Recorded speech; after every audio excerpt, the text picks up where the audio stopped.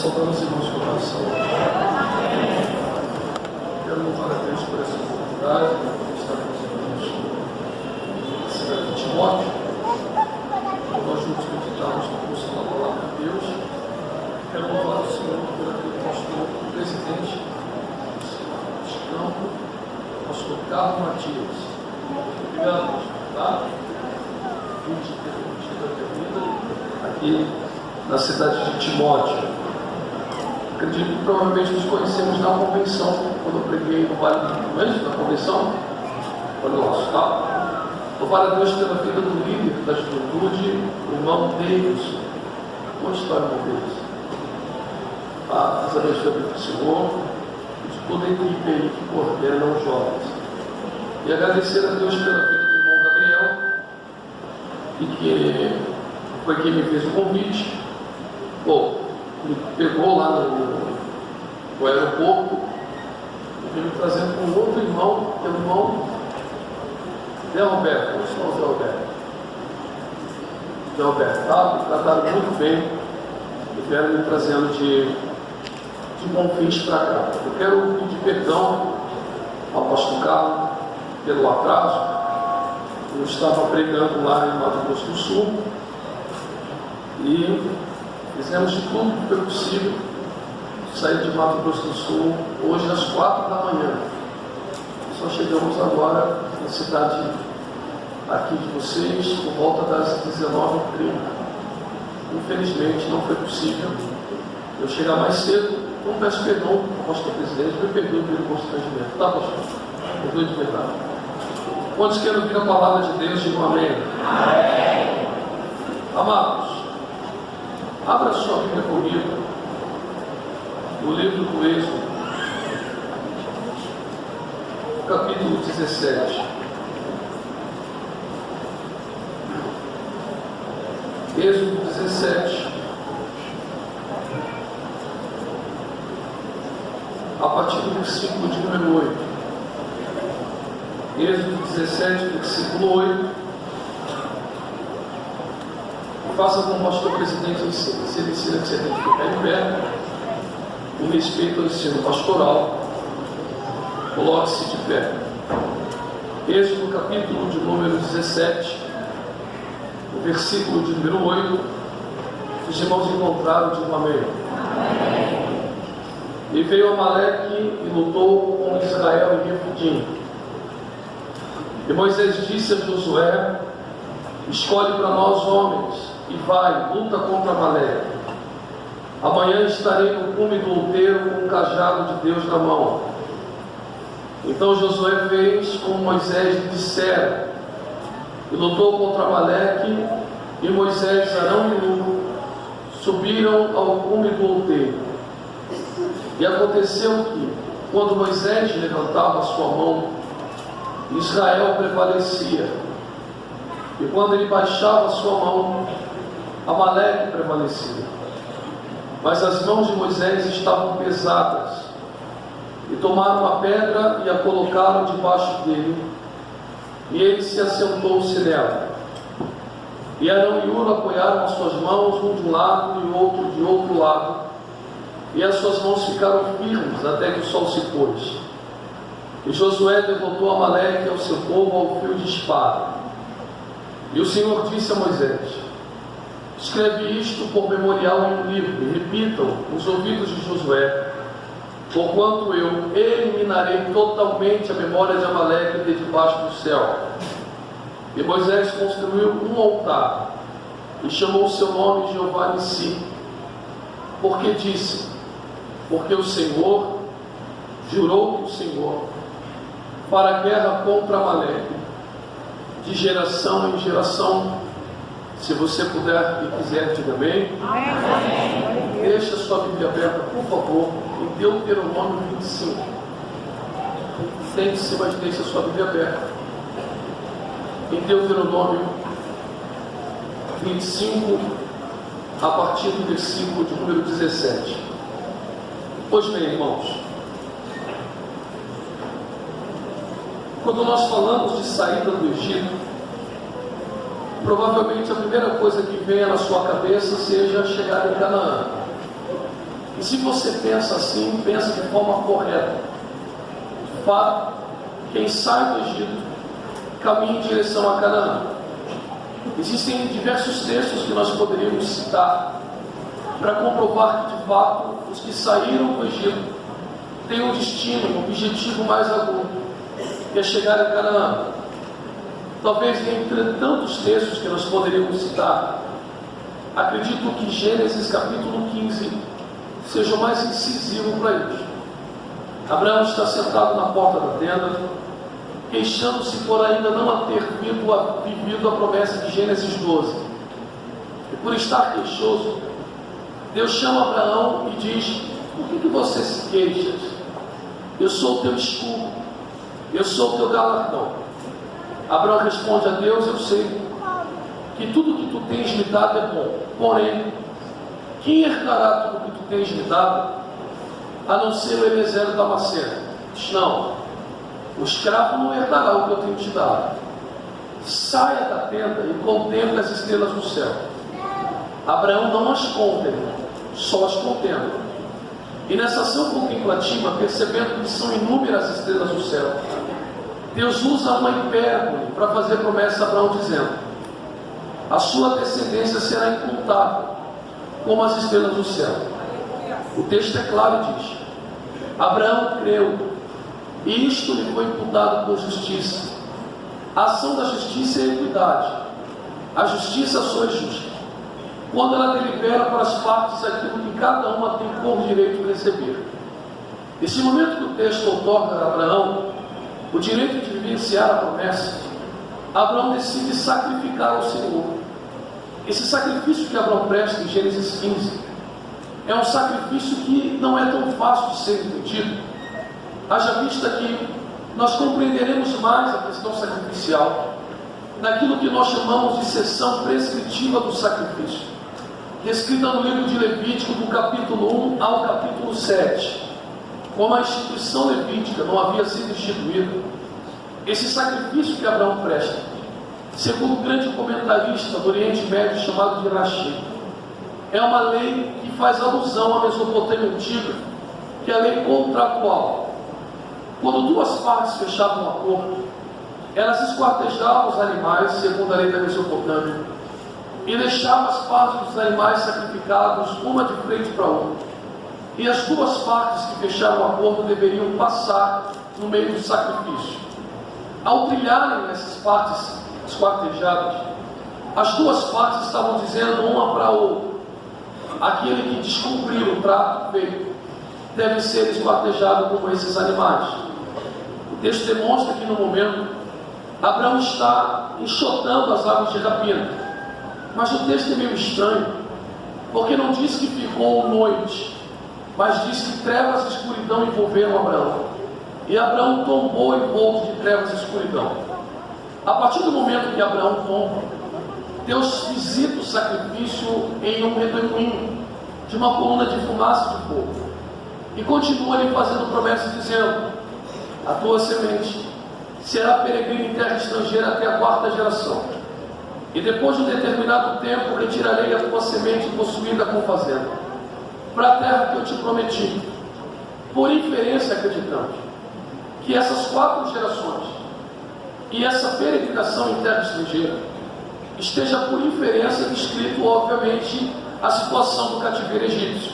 Logo, sobre a luz de Gênesis 15, quem sai do Egito vai para Canaã. O que talvez você não perceba é que antes de chegar em Canaã, Deus exige que seu povo faça uma parada. Êxodo capítulo 3, versículo 12 e o versículo 18.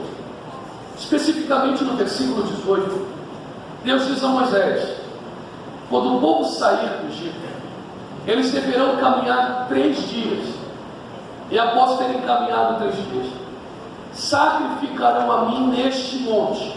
Fazer uma pausa no Sinai. Esta pausa do Sinai, descrita em Êxodo 3, 12 e 18, ela só vai ser concretizada em Êxodo 19, versículo 1, 2, 3, 4 e 5. Especificamente no versículo 1, do capítulo 19 de Êxodo, o texto sagrado diz: e no 3º mês, os hebreus chegaram na região do Sinai. Perceba que há uma diferença de tempo. Enquanto em Êxodo 3, versículo 18, Deus diz: caminhe 3 dias. Êxodo 19 diz que essa caminhada de 3 dias, por algum motivo, torna-se uma caminhada de 3 meses. Esses 3 meses não são completos, são apenas 50 dias. Mas, pastor Carlos, por que Deus disse que seria 3 e torna-se 50? Não sei. Eu só tenho uma base bíblica em números para dizer porque o povo caminha 40 anos. Agora, por que em vez de caminhar em 3, caminha em 50, parece obscuro. Eu só sei que celebra-se a Páscoa, conta-se 49 dias. Esta ação de 49 dias é chamada de contagem do Homer. 50º dia é o dia de Pentecostes. Então fica muito evidente. Êxodo 19, versículo 1, não é só chegar no Sinai, é viver Pentecostes. Agora, Pentecostes no Antigo Testamento nada tem a ver com o Novo. Para nós, Pentecostes no Novo Testamento está mais associado a Atos dos Apóstolos, capítulo 1, versículo 8. Mas recebereis a virtude do Espírito de Deus que há de vir sobre vós. A palavra virtude no grego é dínamos, que significa poder real ou poder em ação. Para nós, igreja, o que importa é o Novo Testamento.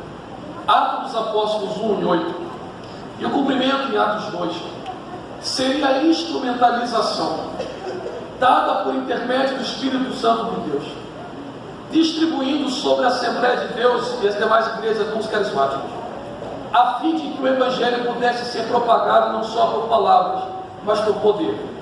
No Antigo Testamento não é essa a ideia. Até hoje os judeus celebram Pentecostes, mas para eles Pentecostes recebe um outro nome e é chamado de Shavuot. Pentecostes ou Shavuot é uma festa de caráter perpétuo, descrita em Levítico capítulo 23, versículo 1.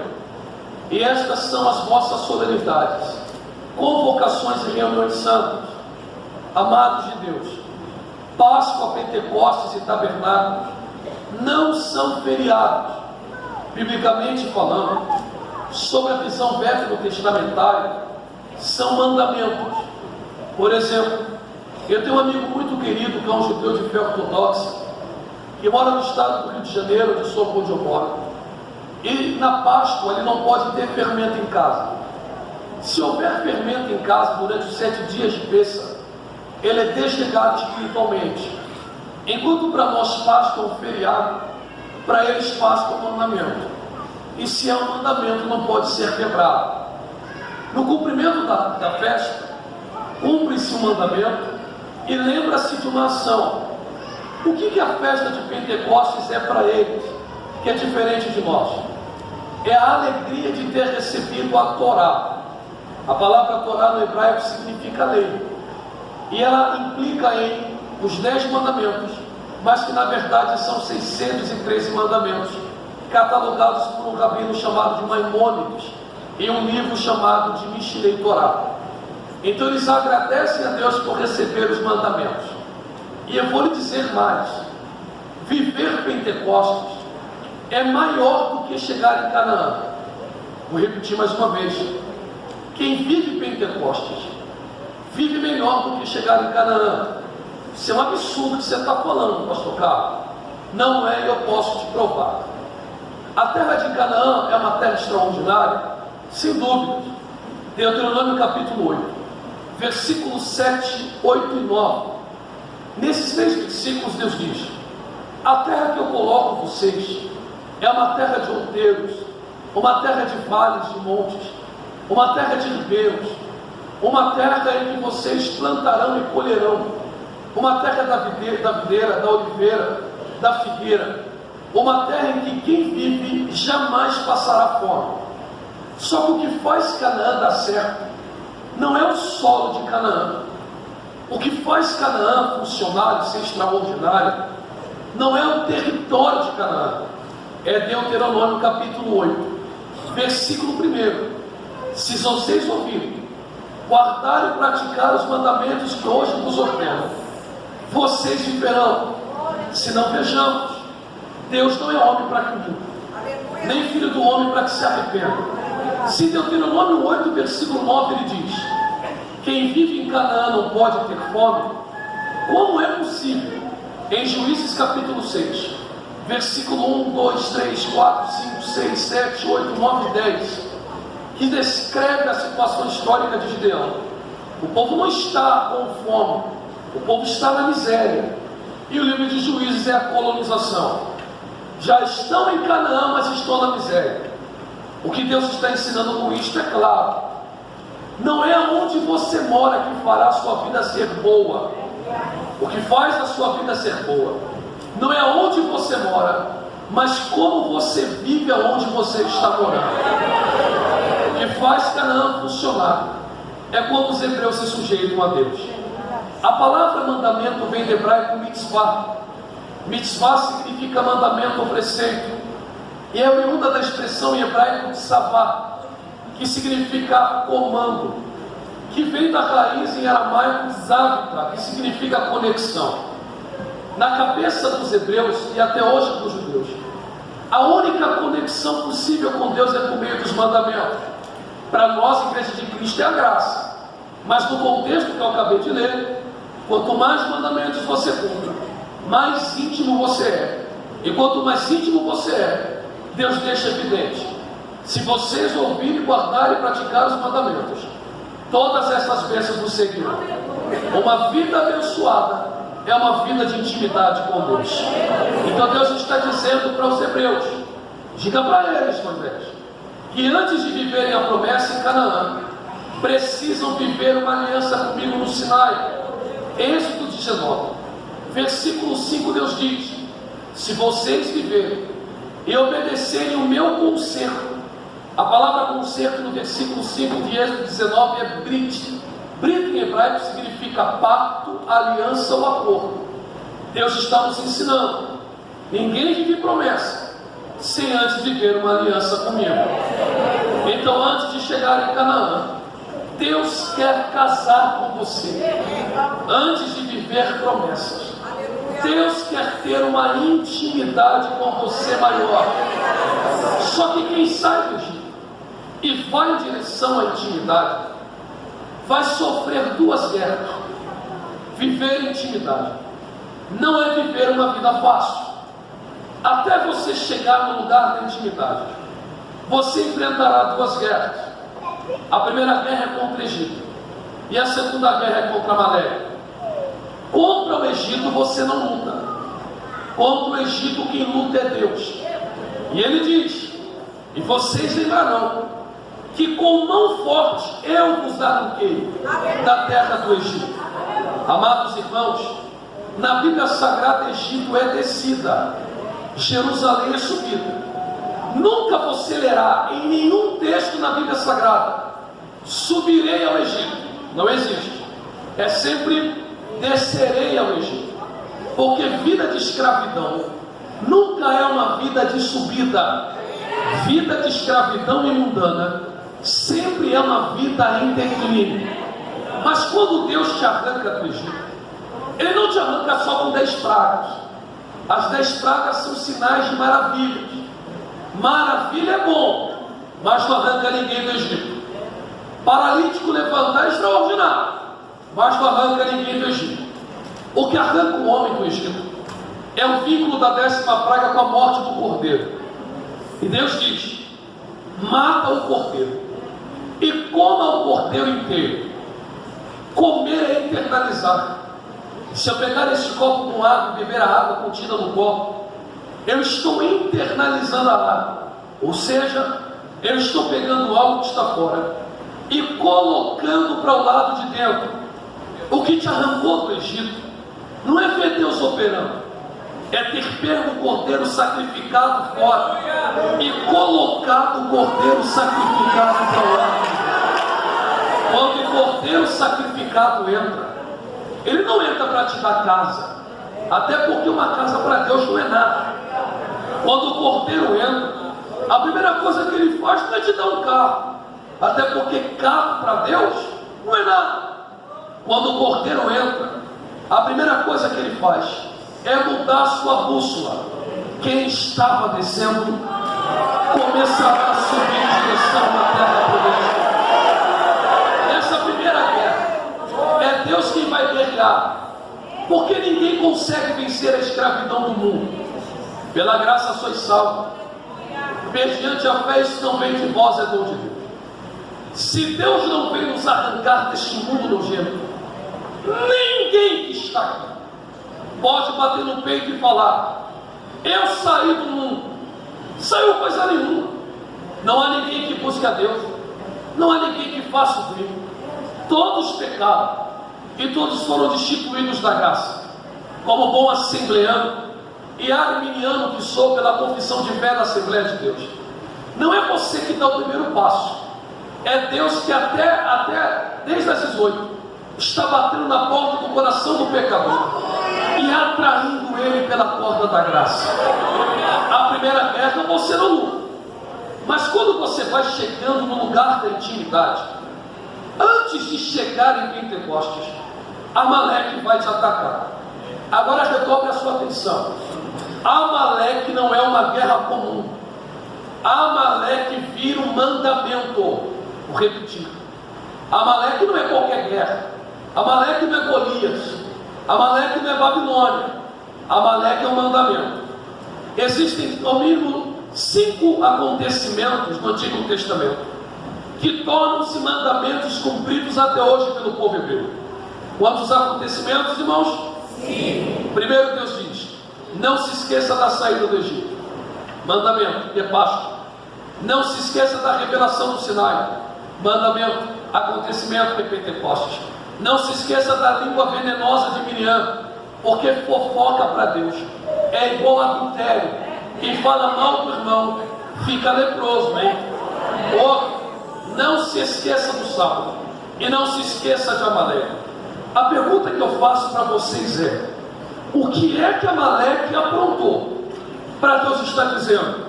Mocidade de Timóteo, viva 2023 que está chegando, só não passe 2023 se esquecendo de Amaleque.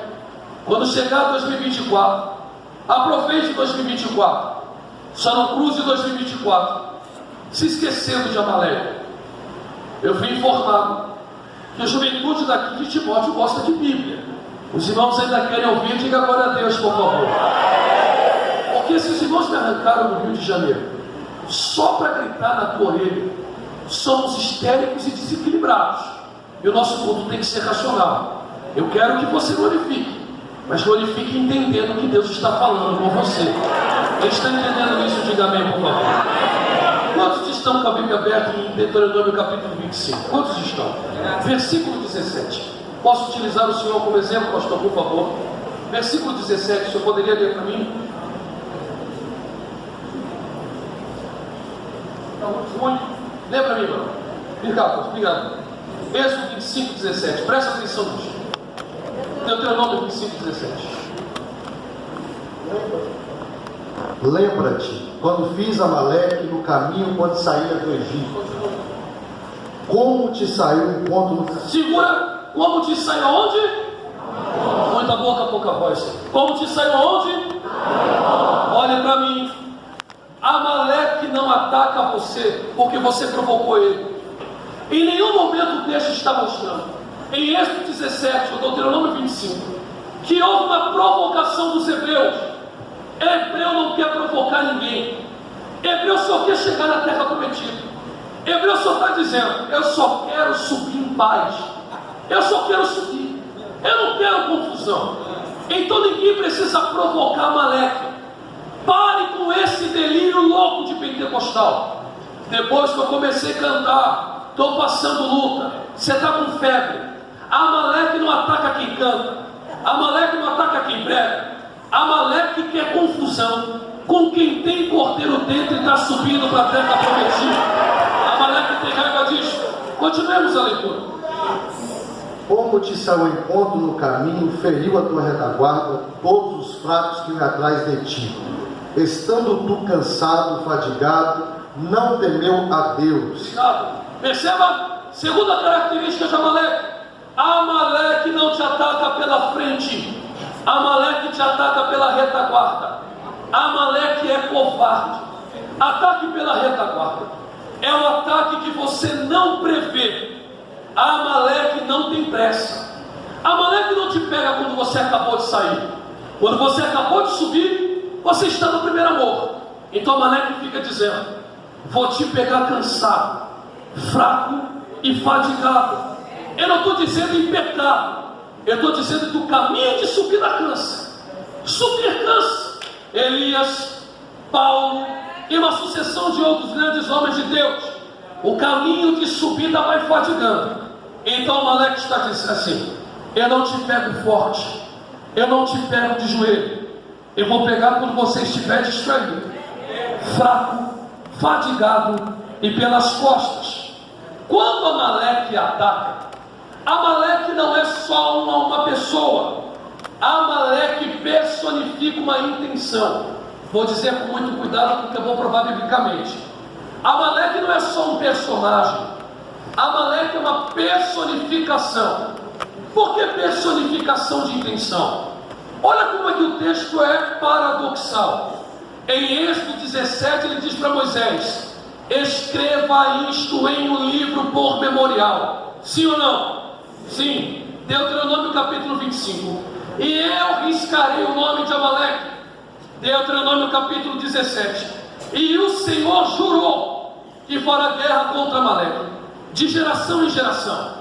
É para lembrar ou é para esquecer? É para lembrar ou é para esquecer?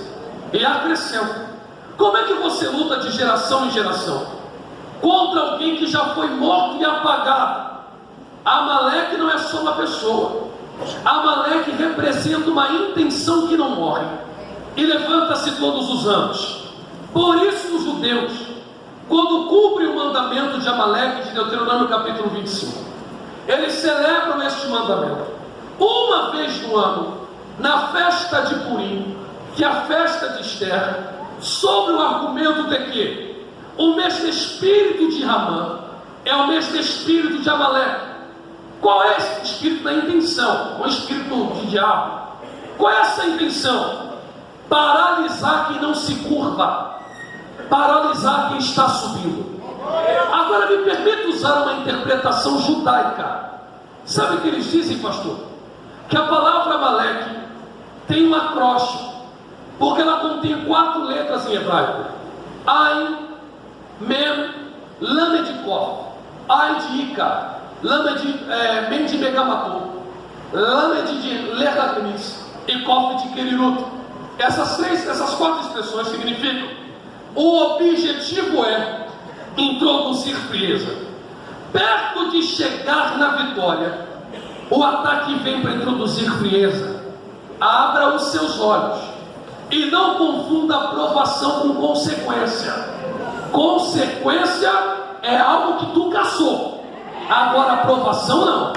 Se você só está subindo e não arrumou confusão com ninguém, mas o ataque está ocorrendo, é sinal que a tua vitória está pertinha de chegar. Vou provar que é um padrão. Nós poderíamos ficar aqui meses só falando desse padrão de ataque, mas eu vou te mostrar 2. Primeiro, Evangelho segundo escreve Mateus capítulo 4: e o Espírito do Senhor tomou a Cristo e o conduziu ao deserto a fim de ser tentado. E depois de 40 dias e 40 noites teve fome. Fome no grego aqui é fome como necessidade. Não é que Cristo está com fome, Cristo está morrendo de fome. O diabo não aparece no 10º, nem no 15º, nem no 20º, nem no 30º. Ele aparece quando há fome, porque a ação do diabo é tentar. Logo o diabo não aparece quando não há necessidade. Quando a necessidade aparece, ele aparece para criar uma crise de identidade. Há um padrão no ataque do diabo. Qual é o padrão?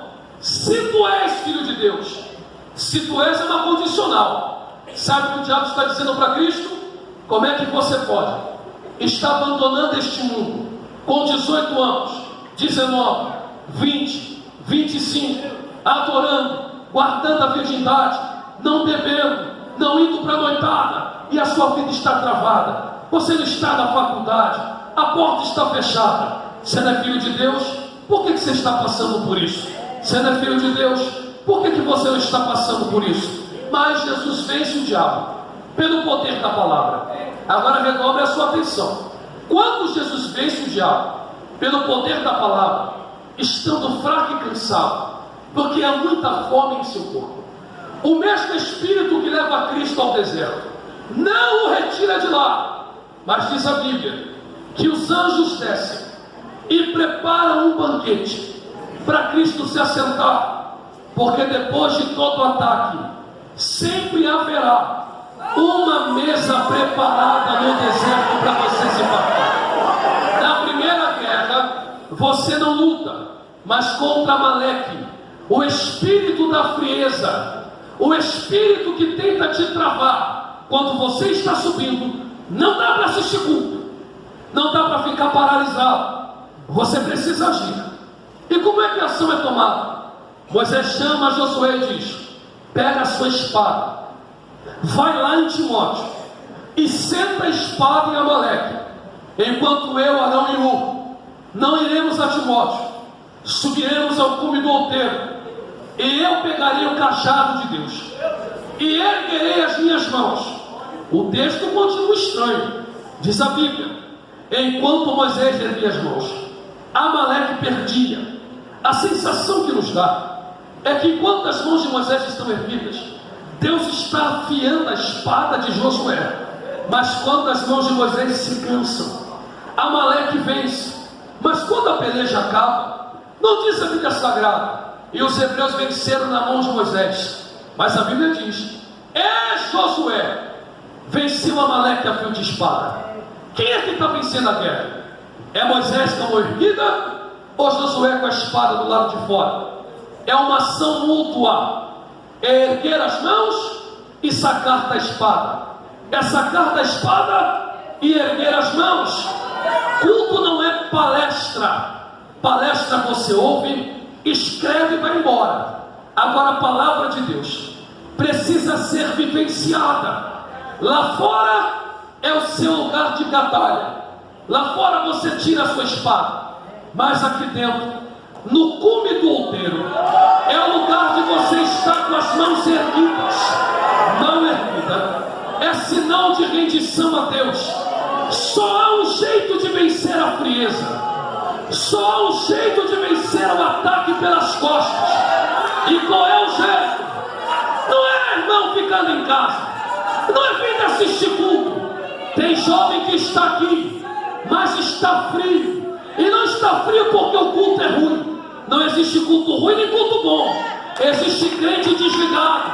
Está aqui porque papai e mamãe mandou, está aqui porque papai disse para ele: você vai para a igreja, senão eu te dou uma cintada. Eu tenho pena de você. Amaleque não tem dó de idade, Amaleque não está nem aí se você prega ou você canta. Amaleque não quer que você suba. Mas se esta noite você entender que a sua luta não é contra a carne nem contra o sangue, mas é uma luta. Olha aí, alguém já está entendendo? Levante a tua mão mais alto que você puder. Levanta a tua mão, isto. Segura na mão da pessoa que está ao seu lado e não largue. Segura na mão da pessoa que está ao seu lado e não largue. Eu não quero que você seja educado, eu quero que você seja mal educado. Chacoalhe a mão desse jovem e diga para ele: como é que é, rapaz? Vai apanhar do diabo e não vai fazer nada, vai apanhar do inimigo e vai ficar com essa cara de coruja, ou você vai levantar a mão e ir para cima do inferno, porque a maior que está conosco. Só quem entende isto, 1 minuto de glória a Deus e aleluia. Porque as armas da nossa milícia não são carnais, mas poderosas em Deus para a destruição de fortaleza. Diabo, seu imundo, pega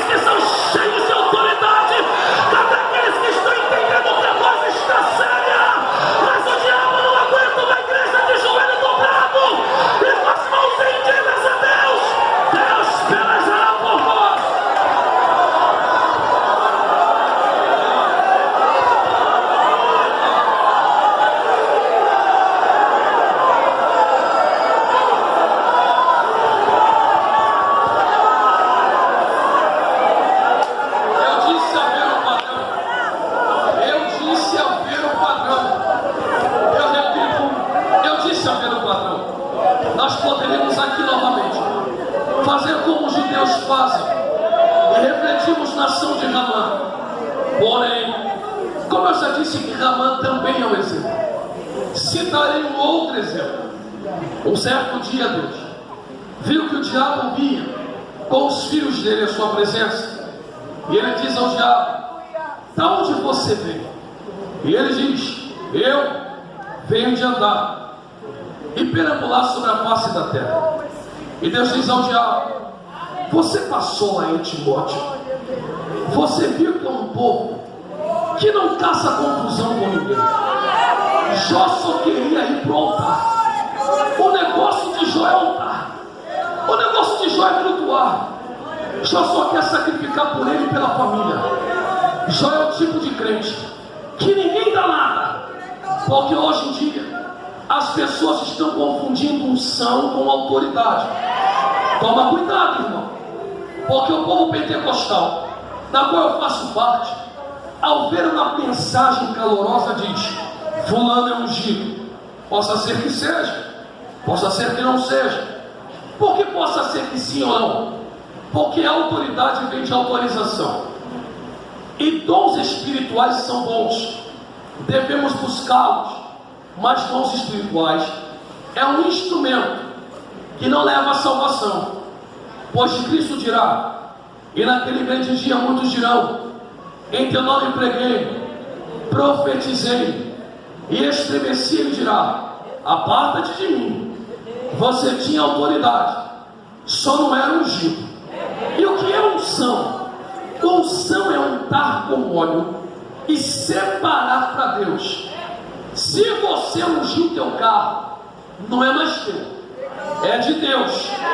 Tudo que você unge é um símbolo de consagração. Tem gente que não pula, não roda, não sapateia, não fala em mistério, mas não mente, não se prostitui, não adultera, e desses são. Quem entende isso, dê uma rajada de glória. Se você puder dar glória a Deus. Logo, Jó é alguém que ama altar. No altar se presta sacrifício, e a palavra sacrifício que no hebraico é korban ou korbanot no plural, deriva de um radical hebraico que significa proximidade também. Então quem gosta de altar é íntimo. O que Deus está dizendo para o diabo é: tem servo meu que é íntimo. Aí o diabo diz: ué, com a vida que ele tem, até eu que sou o diabo.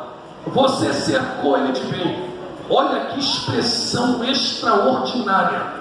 A palavra cercar significa não ter saída. O próprio diabo está dizendo: Jó é tão abençoado que para onde ele olha, sua mão está. Não há uma área da vida dele que o Senhor não abençoe. Assim é fácil. Deixa eu atacar ele. Ele nem me provocou, mas deixa eu ir para cima dele. Deus diz: não tem problema, vá para cima. Aí ele diz: mas você vai avisar, você vai mandar ele se preparar. Deus diz: não pode ser de forma covarde, eu não vou falar nada. Ataca Jó pelas costas. E diz a Bíblia que Jó, sem esperar, não é que ele perdeu tudo num dia, irmãos, ele perdeu tudo na mesma hora. Porque enquanto o servo falava de uma perda, o outro chegava e falava por cima. Quando tudo cai, Jó tem uma grande virtude: ele sabe perder. Claro que perder dói, mas perder faz parte da vida. O problema de Jó não está em perder. O problema de Jó está na incapacidade de entender o ataque. E eu vou te provar. Quando os amigos de Jó se reúnem, eles ficam 7 dias calados. Parece um ritual de luto. Irmãos, pare com este estímulo de facção na igreja. Estou ficando preocupado com os crentes. Ah, era meu amigo, mas olha aí, ó, amigo de Jó, está me enterrando vivo. Primeiro, hein, Jó não estava doente, Jó estava podre, hálito de morte, febre que não baixa, unha que despencou e vida destruída.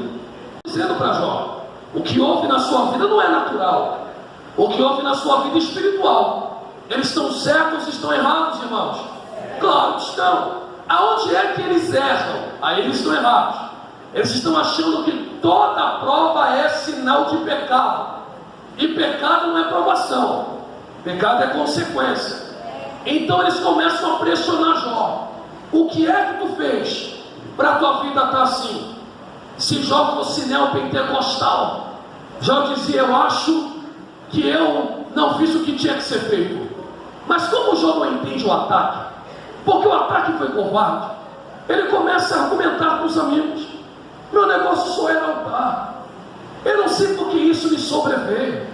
Ele não blasfema, ele só murmura: maldito o dia que eu nasci, minha vida não serve de nada. Blasfemar é dizer: parece que Deus não está me ouvindo, parece que Deus não me responde. Cuidado com a sua língua, irmão. Deus não é surdo, Deus não é mudo, Deus não é teu escravo. Ele trabalha no tempo dele, e no tempo dele ele há de te socorrer. O que Jó faz é murmurar. Murmurar só é loucura, é você reclamar do que você não conhece, porque os caminhos de Deus não são os nossos caminhos, mas são caminhos mais altos. Como Jó está reclamando o tempo inteiro, olha o que Deus diz para Jó. Aonde? Me explica, por favor. Como é que os ossos se formam no ventre da mãe? Jó diz: sei lá. Deus responde: está vendo? Você quer reclamar do que você não entende, sendo que você nem sabe nem como você nasceu. Se você não sabe como você nasceu, você quer entender como eu trabalho? Para de reclamar: mas eu estou fraco. Para de murmurar: mas eu estou cansado. O que eu faço? Levanta as suas mãos e volte a orar. Alguém aqui já está entendendo o padrão da tarde, está glorificando a Deus. Olha o que diz a Bíblia.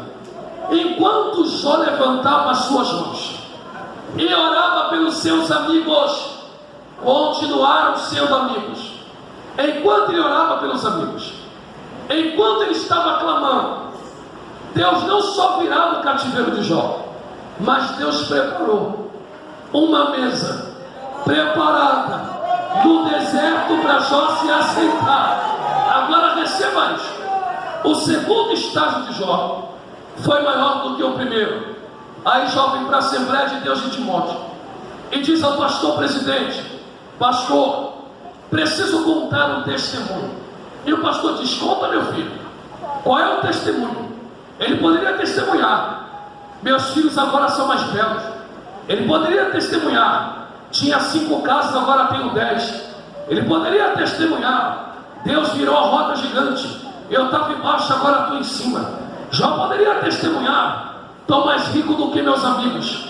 Mas o testemunho de Jó não é o quanto eu ganhei de dinheiro, não é o quanto eu tenho de casa, mas ele diz: antes dessa guerra eu nunca vivi Pentecostes, só te conhecia de ouvido, mas depois de vencer Amaleque,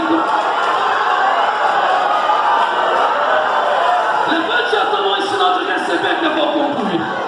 Levante a tua mão em sinal de receber. O diabo já é um derrotado, e eu vou profetizar de olhos abertos. Prepare o culto de ação de graça, porque em 2023, além de Deus te abençoar 2 vezes mais com o que você tem em 2022, o maior testemunho será que o Congresso da Juventude em Timóteo é o mais avivado e caloroso do estado de Minas Gerais. Deus vai levantar pregadores, pregadoras, missionários. Se alguém acredita nisso, vai lutar contra ele. Fica de pé comigo, glorificando o Cordeiro de Deus. Bata na mão no mínimo de 3 crentes e diga para ele: um tempo de intimidade está chegando. Depois dessa luta você vai orar mais.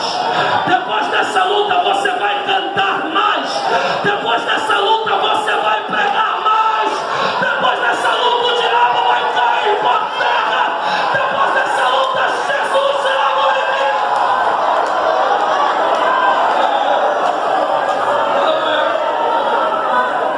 Fique de pé que nós iremos encerrar. Sabe qual foi o segredo? Não lutar sozinho. Oh, glória. Aleluia.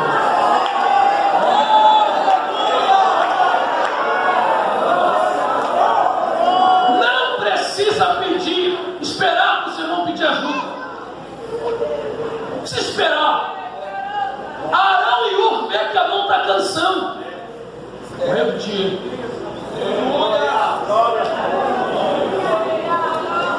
Como é que você não está incomodado? Todo mundo glorificando o jovem meio fraco.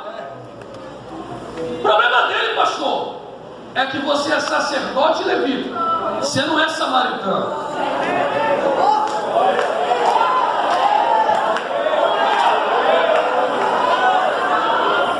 Quem está quase morto não consegue pedir ajuda. O que eu faço, pastor? Junta ele pelo colarinho. Pega ela pela camisa e diz: eu não aceito perder você para o mundo de novo. Você não vai cair. Eu não aceito ver você descendo.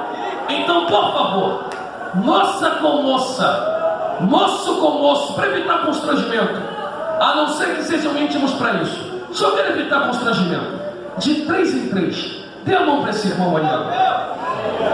É melhor andar em 2, porque quando um cai, o outro diz: levanta. Exército de verdade não deixa soldado caído.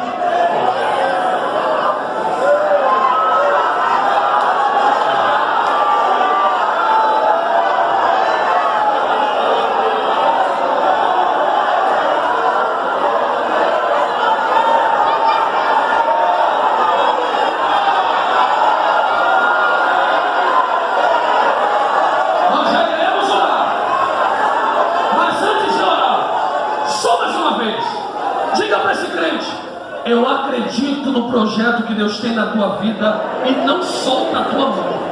E não solta a tua mão. Eu estou sentindo.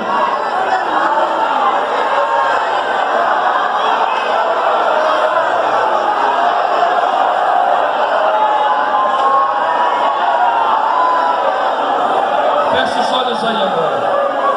Fecha os olhos aí agora. Eu quero ver quem é de guerra de verdade. Se você não tem aleluia, solta a tua lágrima. Mas é noite de guerra. Solta fogo na cara do teu adversário. Solta fogo na cara do teu adversário. Solta fogo na cara do teu adversário. O seu inimigo pode vir contra ti, mas por 7 caminhos o Senhor fará ele bater em ti. Olha aí, ó. Olha aí, ó. Olha aí, ó. É pra você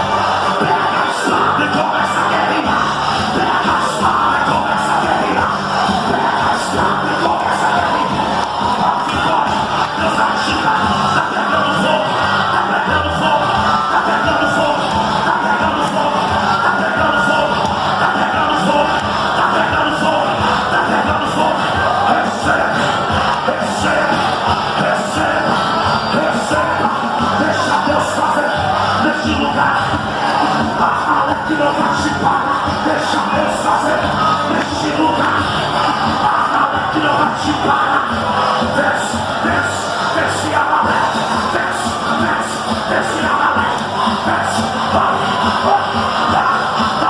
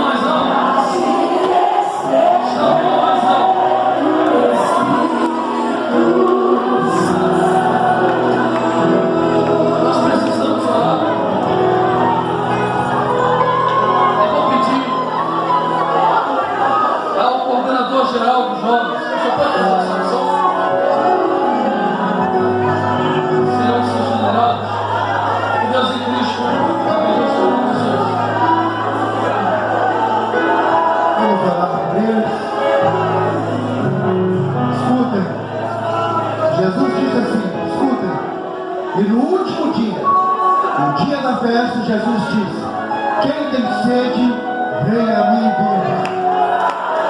Vamos orar por eles. Deve ter aqui umas 12 pessoas que estão aceitando a Jesus.